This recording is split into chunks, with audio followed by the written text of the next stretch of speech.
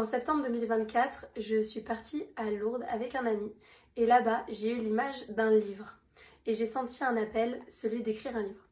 Sauf que c'était pas du tout une idée qui m'enchantait, donc j'ai repoussé ça assez loin de moi. Mais même après être rentrée chez moi, c'était quelque chose qui revenait assez souvent dans mon cœur. Donc j'ai fini par dire à Jésus, écoute, si vraiment c'est ta volonté que j'écrive un livre, tu te débrouilles comme tu veux, tu m'envoies un éditeur, moi je vais pas aller chercher quiconque.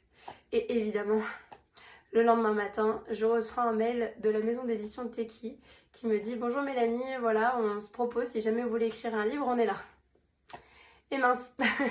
Donc ça fait 1 an et demi que je travaille sur ce livre qui aujourd'hui, j'ai l'honneur de vous l'annoncer, est disponible en librairie. Ce livre s'appelle Garder les yeux fixés sur le Christ.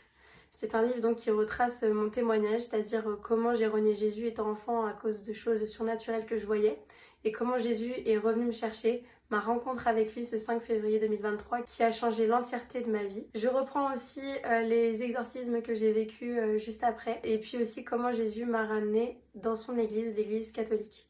Donc c'est un livre qui ne s'arrête pas simplement juste à ces témoignages-là. Je raconte tous les petits enseignements que j'ai reçus au fur et à mesure, donc en 3 ans et demi de conversion. C'est un livre qui s'adresse à tous, tant des personnes qui ne connaissent pas Jésus que des gens qui viennent tout simplement de se convertir ou d'autres qui sont dans la foi depuis un petit moment.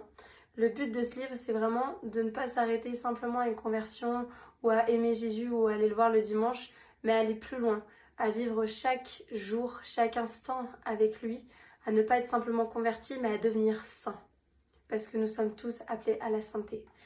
Autour de ce livre, il y a eu pas mal de croix, et à chaque fois qu'il y en avait, je les ai unies à la croix du Seigneur pour chacun des lecteurs. Moi, ce que je veux de ce livre, c'est pas uniquement que ce soit une histoire que vous lisiez, mais vraiment que l'Esprit Saint passe à travers les simples mots que Dieu m'a inspirés pour toucher vos cœurs et pour vous pousser à vous rapprocher de son Sacré-Cœur, parce qu'il est le sens de notre vie. Évidemment, je continue de prier pour chacun de vous. Voilà, je vous embrasse, prenez soin de vous et n'oubliez jamais que Jésus est le chemin, la vérité et la vie. Soyez bénis.